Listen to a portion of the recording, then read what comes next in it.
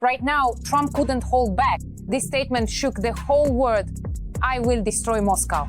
What did Donald talk about with Putin? NATO is in shock. XI is preparing Putin for a strike on Europe. The skies over Europe are boiling. NATO is scrambling its air force. Invasion of Armenia. Right now, the Russian army is starting to act. What has Moscow prepared in the Caucasus? Shock. Bunkerman's Marines are going against the command. Mutiny in an elite unit of the Russian Federation. Explosive twist. The conversation with Putin pushed Trump to the edge. Ukraine will get everything. A new Super Aid package has already been agreed upon. All this and more in our program Hotspot. Putin is getting nervous. Russia is increasing its military presence in Armenia. The Kremlin's strike force is already prepared. Bunkerman wants the entire Transcaucasia. Trains loaded with invaders are already on their way. Putin's troops are in the region. A threat to Armenia's independence. This is no longer an alliance, it's an occupation. Russia is fortifying itself at NATO's borders. Stay tuned for the hot details. Against the backdrop of escalating tensions with Azerbaijan, the Russian Federation is increasing its military presence in Armenia. This was reported by the main intelligence directorate of Ukraine. The main intelligence directorate of the Ministry of Defense of Ukraine has released a telegram from the acting chief of staff of Russia's southern military district, Major General Zemskov. The document contains an order from the commander of the troops of Russia's southern military district to reinforce the Russian military contingent by so-called additional staffing of the Russian military base in the city of Gyumri, Armenia. The deployment of Russian troops in Armenia is part of the Kremlin's comprehensive strategy aimed at destabilizing the global security situation. The main intelligence directorate of the Ministry of Defense is convinced that Moscow is accelerating the process of staffing its base to increase military and political pressure on the countries of the South Caucasus. The personnel are being reinforced with servicemen from the Rostov and Volgograd regions as well as from annexed Crimea. The commander of the military unit Field Post 04436 is to carry out the selection of personnel in the formations and military units of the military district from May 13 to the 11th of June 2025 for the subsequent signing of initial contracts and deployment to the military base for further military service.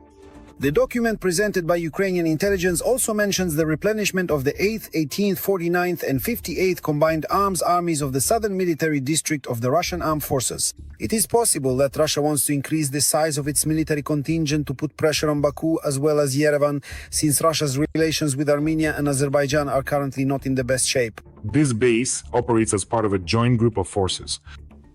Attention! In peacetime, it is subordinate to the Armenian command, but in the event of a conflict, it comes fully under the command of the Russian Southern Military District.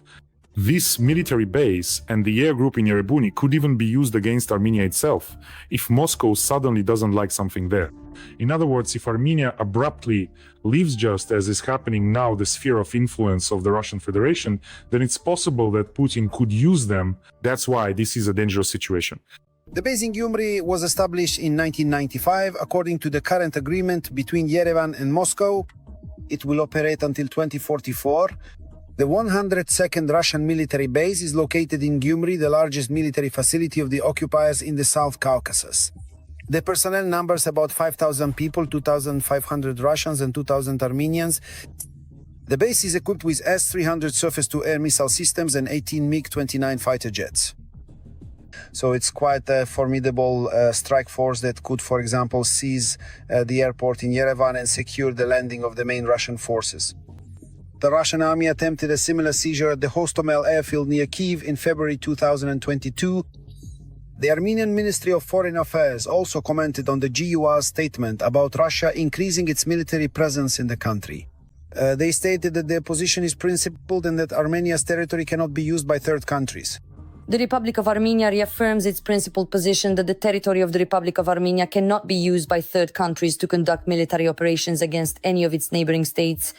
Ani Badalian, spokesperson for the Armenian Ministry of Foreign Affairs. The military base in Gyumri is almost the only lever of military and political pressure on the countries of the South Caucasus. The Russian outpost in Armenia can be compared to the Black Sea Fleet base in Sevastopol. It was precisely thanks to Russian forces in Ukrainian Crimea that the occupation of the peninsula took place in 2014, and Armenia should take this lesson into account to avoid repeating the same mistakes.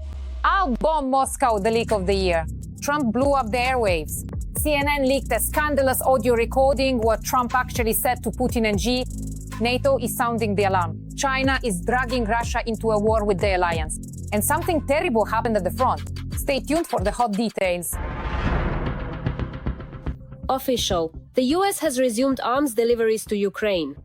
And Trump apparently is preparing some kind of surprise, but for Putin. Are you currently planning any significant actions regarding Vladimir Putin? I'm not going to tell you that. Don't we want to make a little surprise? You've never heard Trump this decisive before. CNN has published an audio recording from 2024 in which Trump, at a meeting with sponsors, recounts his conversations with Putin and Xi. I Told Putin, if you go into Ukraine, I will bomb the hell out of Moscow. I'm telling you, I won't have a choice. And he was like, I don't believe you, he said. No way. And I told him, oh yes, I would. He goes again. I don't believe it. But the truth is, he did believe me. Well, about 10%. I told you, he believed me about 10%. But in any case, however, Where did all of Trump's resolve go when Russia actually invaded Ukraine? Basically, Trump is known and recognized by the general public for making a huge number of statements that very often have no direct connection to reality. A defining feature of Trump's potential second presidency is even more unrestrained populism than what we got used to during his first term. Therefore, such leaks should primarily be regarded as PR moves by Trump's team. Meanwhile, the US Senate reports that they will soon impose tough sanctions against Russia. But not only against Russia. President Donald Trump is absolutely right about the games that Putin is playing. The Senate will soon consider a bill on tough sanctions not only against Russia, but also against countries like China and India, which purchase Russian energy resources and finance Putin's war machine. The Senate bill includes presidential powers that give President Trump maximum leverage. As for Putin and those who support his war machine, it's time to change the rules of the game. Also on Tuesday, the president of Ukraine signed decrees to synchronize Ukraine's sanctions with the 15th, 16th and 17th packages of European Union sanctions against Russia. This is a political gesture that is necessary in the current situation. When Europe or our other allies impose certain restrictions on the Russian economy or on specific individuals who are fundamental to the Russian regime or serve it, then in the context of demonstrating solidarity and a unified sanctions policy, such decisions to synchronize sanctions appear entirely logical. On the contrary, even instances when Ukraine does not do this simultaneously and delays the process often raise certain questions. Nevertheless, the United States plans to provide Ukraine with additional Patriot systems, something that has already been commented on even in the Kremlin. It is obvious that the Europeans are actively involved in supplying Ukraine with weapons. Of course, these actions are most likely not aimed at promoting a peaceful resolution. Officially, Moscow does not intend to attack Europe. Lavrov called such suspicions provocative and an attempt to distract attention from the problems of the EU countries themselves. Putin has expressed himself in much the same vein. So, does even one of you believe that Russia is preparing to attack NATO? But how true is that, really? Is it just a scare tactic, or does the Kremlin actually have plans for Europe? When Russians say they're not going to do something, it means they are definitely making certain plans. That's how it was with their aggression against Ukraine. And it's also obvious that today they are preparing their forces for a potential expansion into one of the European countries, which in fact has become a realistic scenario in their minds, precisely because of the lack of a unified stance from Europe and the United States after Donald Trump's return for a second presidential term. But NATO chief Mark Rutte has no doubt. If China decides to attack Taiwan, it could ask Putin to strike NATO in order to distract the West. Such a scenario is entirely possible. And this fits quite well with the strategies that the Russians are currently developing in order to be ready in the medium term, say 5 to 7 years, for a direct war with one of the NATO countries. And it is obvious that Russia is focusing its attention primarily on the Baltic states, which have rather limited human and military resources, and in the eyes of the Russians appear to be yet another construct for say, capturing Tallinn in 3 days. Europeans will never abandon Ukraine. Macron stated this. After all, the overall support for Ukraine determines both security, principles, and the possibility of peace in Europe. The army is falling apart at the seams. There is a mutiny in Putin's troops. The Marines of the 155th Brigade are refusing to fight. Being cool and daring is no longer about them. They've been wiped out several times already, but the brigade keeps getting restored. The Kremlin demands cannon fodder. The Marines and thugs are surrendering. Putin is furious. Brigade 404. A new name for the Marines. All the details coming up. We'll both. Stagnation.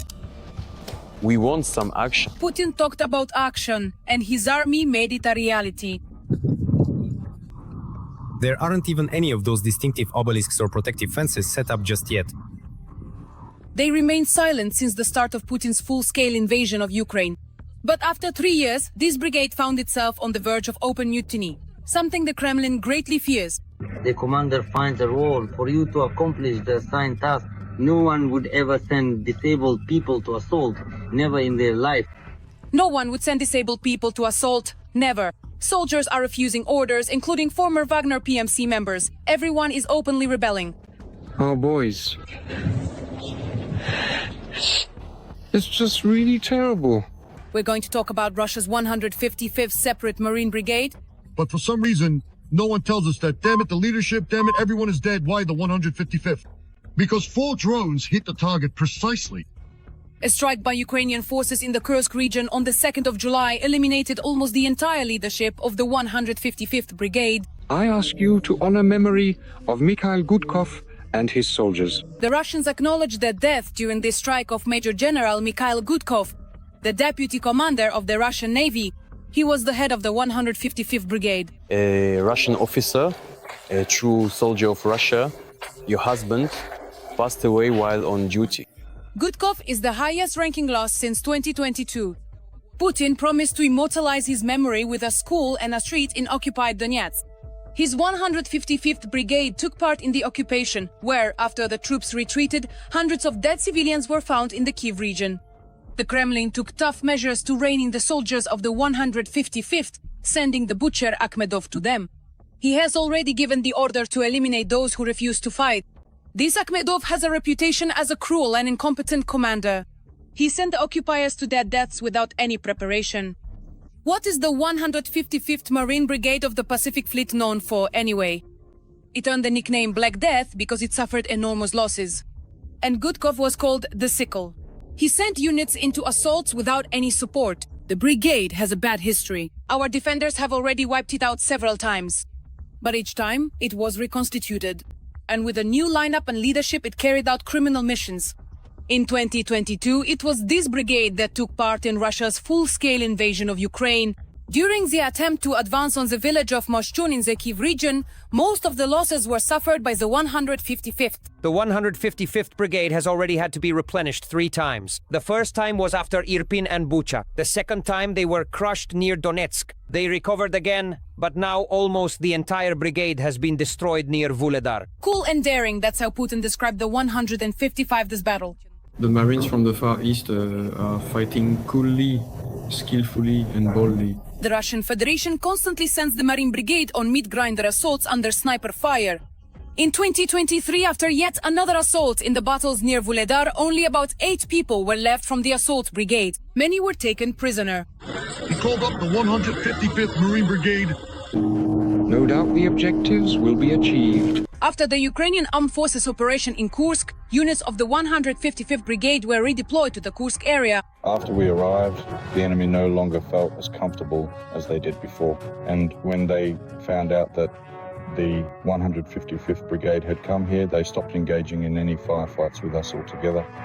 The 155th is known for its brutality and war crimes. They continued committing them even on Russian territory. If it weren't for the drones, we would have beaten them a long time ago.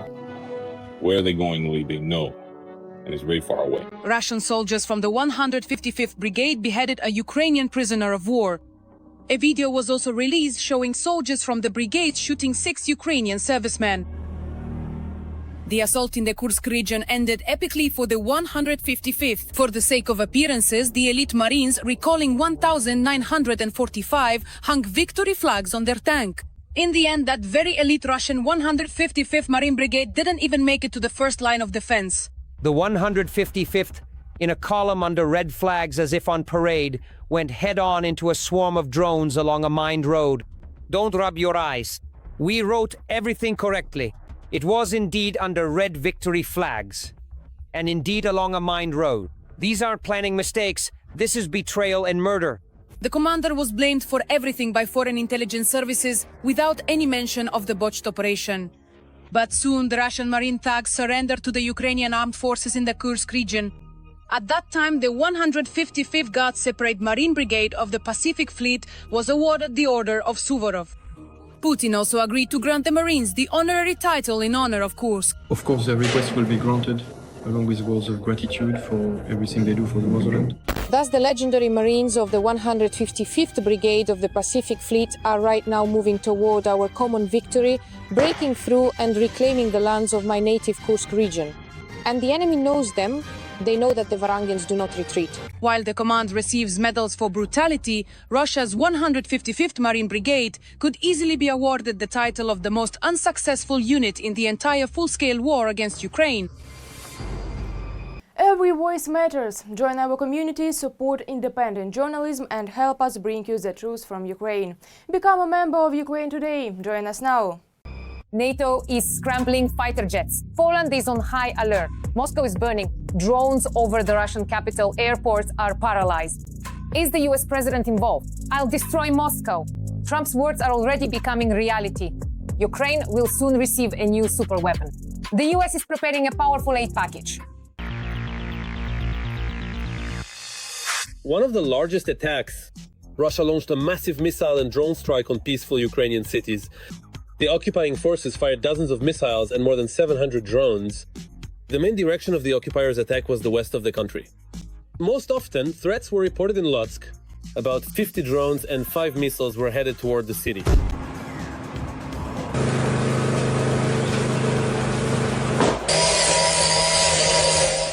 Due to the massive attack, Poland activated all its air defense forces and aviation. It was really very difficult indeed. We unfortunately experienced the loss of several unmanned aerial vehicles, commonly known as UAVs, during recent operations. But it was loud in Russia as well. Drones visited the Moscow region. Because of the attack, Sheremetyevo International Airport temporarily suspended its operations. Moscow Mayor Sobyanin announced that UAVs flying toward the capital had been shot down. We lost several UAVs. But Russians shouldn't get too comfortable because the drones might just reach the Kremlin. Meanwhile, the US president has started to publicly criticize the Russian dictator more and more often. Trump, unexpectedly for everyone, complained that Putin says a lot of stupid things and declared that he has a little surprise in store for him. Additionally, CNN released an exclusive 2024 recording in which Donald Trump tells donors that he once tried to stop Putin from attacking Ukraine. He threatened to bomb Moscow to hell. The dissatisfaction of the United States is backed up by real actions. We're talking about a collective decision by all OPEC countries to increase oil production volumes. And it's a significant increase from 440 barrels to more than 550. This in turn affects pricing policy and the potential for foreign currency revenue to flow into the budget of the Russian Federation. Let me remind you, up to 30% of the Russian Federation's budget revenue depends on the sale of oil and petroleum products, as well as accordingly gas. I'll remind you of Trump's campaign words. If Putin doesn't come to the negotiating table, I'll give Ukraine so many weapons that he'll be forced to sit down at the negotiating table. Additionally, according to American media, Donald Trump is considering the possibility of providing Ukraine with an additional Patriot surface-to-air missile system. Apparently, this concerns supplies both from the United States and from our European partners, primarily Germany. In addition, the possibility of transferring SAMP-T surface-to-air missile systems of Franco-Italian production to the Ukrainian side is also being considered. And while Ukraine awaits new weapons, the Ukrainian armed forces continue to hold back the enemy on the front lines. The Russian occupiers have amassed huge reserves, and are trying to use the summer period to advance as much as possible on the front. This refers to expanding the theater of military operations into new regions of Ukraine that have not been incorporated into the Russian Federation by decrees of the Russian dictator. First and foremost, this concerns the Sumy and Kharkiv regions, as well as the threat of advancing into the Dnipropetrovsk region in order to expand the theater of military operations. In my opinion, this is an element of military political blackmail. In other words, the Russian Federation is proposing a so-called territorial exchange. Currently, one of the most active sectors of the front is the North Slobodansky direction. Intense fighting also continues in the Pokrovsk, Novopavlivka and Lyman directions. The most active efforts are accordingly the Russians' attempts to organize an operational encirclement in the Kostiantynivka direction. This includes pressure from the Toretsk side, as well as battles in the areas of Volonka and Delivka. Unfortunately, there have been some tactical successes. The distance to Kostiantynivka is now less than 10 kilometers. The Pokrovsk direction accounts for about 40% of the total number of engagements. The occupiers are mainly focusing on expanding the so-called wedge in the positions of Ukraine's defense forces between Pokrovsk and Kostiantynivka at the so-called Malinivka junction. In the Lyman direction, there has been a sharp escalation of the situation with the threat of an advance toward Siversk. Meanwhile, Taiwan is preparing to launch the largest annual military exercises in its history. This was reported by Bloomberg. The Hankwang exercises, which began on the 9th of July, will last for 10 days. Putin has infuriated Trump. This is the end of the bloody dictator. Even more weapons will be sent to Ukraine. A powerful aid package for Kyiv. The response to the Kremlin will be tough. Trump couldn't hold back. Putin was talking nonsense. Now Ukraine will get the maximum. This could change the course of the war. US President Trump stated that he is not satisfied with his phone conversation with Putin, so he will send more weapons to Ukraine. Honestly, I am disappointed that Putin did not stop the war. I am not at all satisfied with Putin. That doesn't suit me either.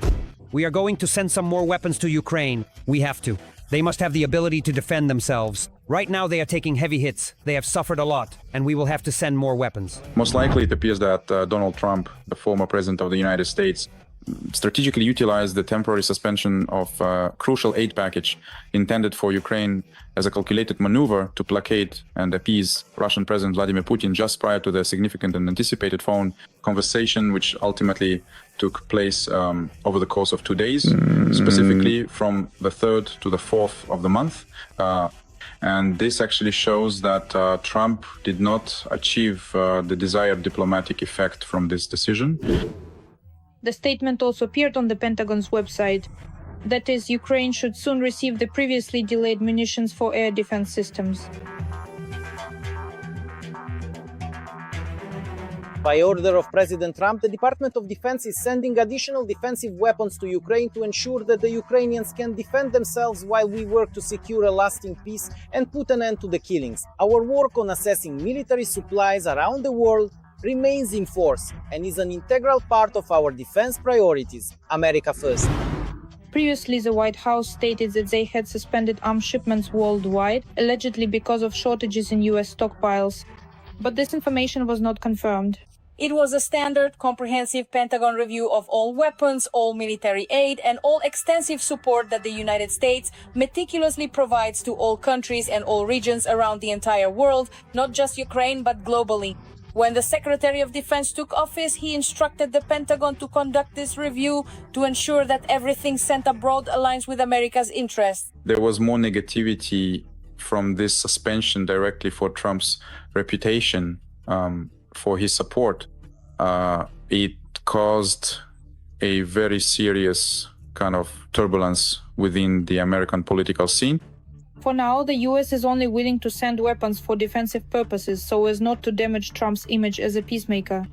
But the situation could change if the Europeans start acting more proactively. It is necessary, and most likely, to bring our European partners to the front line, as they should demonstrate a proactive stance in providing offensive weaponry. Well, for example, Germany could decide to provide Ukraine with Taurus missiles, which in turn would allow the United States to avoid saying that their weapons are not defensive but offensive. and that they are not fueling the fire. No matter how hard Putin tries, no one in the civilized world will accept his position, especially with the constant shelling and killing of civilians. Urgent! The Russian offensive has failed. Putin's army has come to a halt. This is simply sensational. The Russian summer offensive in Ukraine has collapsed. Where does this optimistic news for Ukrainians come from? And what is happening on the front right now? All of this is covered in the report. The Russian offensive ran out of steam just a few weeks after it began. This is reported by The Telegraph. Analysts from the publication have calculated that the pace of Russian advances has dropped significantly since the beginning of the month, and on some sections of the front, it is now zero. So, experts claim that the number of attacks on Ukrainian positions has not decreased, but there have also been no successes in the past couple of weeks. After passing through the gray zones, Russian units have run into well-fortified defensive lines of the Ukrainian armed forces, and they are not making any further progress. Overall, we are seeing certain signs of stabilization, meaning that the enemy is unable to achieve even tactical objectives on many sections of the front, although the situation remains difficult. The situation remains most difficult as usual in the Donetsk direction, especially between Pokrovsk and Kostiantynivka. The Kremlin is no longer hiding the direction of its main attack, concentrating maximum effort and virtually all available reserves there. Let me make it clear with you. Dozens of times they've tried to capture Donetsk region and break through in directions such as Pokrovske, Novopavlivske, Toretskets are the main axes, and over the past day there has been increased activity there, as well as in Chasiv Yar.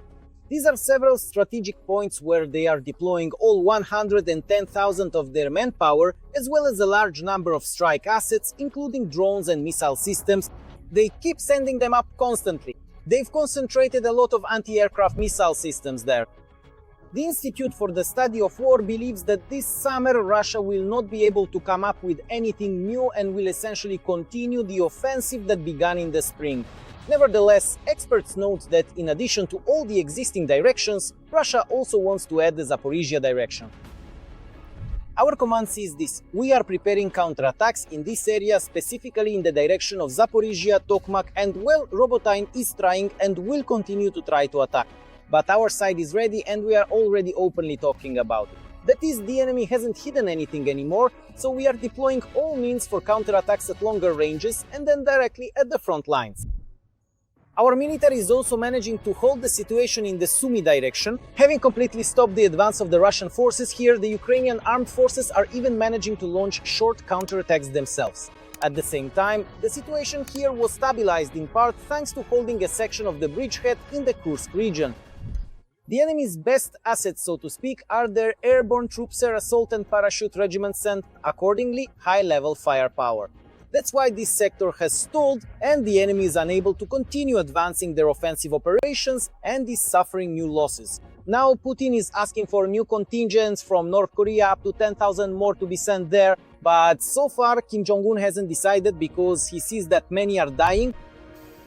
Another area where Russia is losing dozens of assault groups every day remains the Kupiansk direction. However, soldiers on the ground report that even here the enemy is making no progress.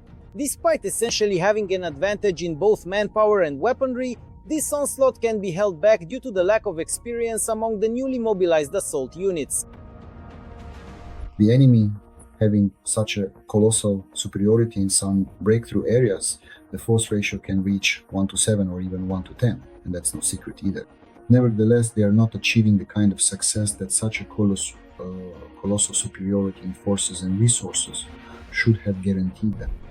At the same time, apparently, after counting their losses, the Russian Federation decided to stop relying on technology and chose to fight solely with manpower. The Ukrainian armed forces note that in 80% of assaults along the entire front line, soldiers have stopped being provided with motorcycles and vehicles. And obviously there's nowhere left to go anyway.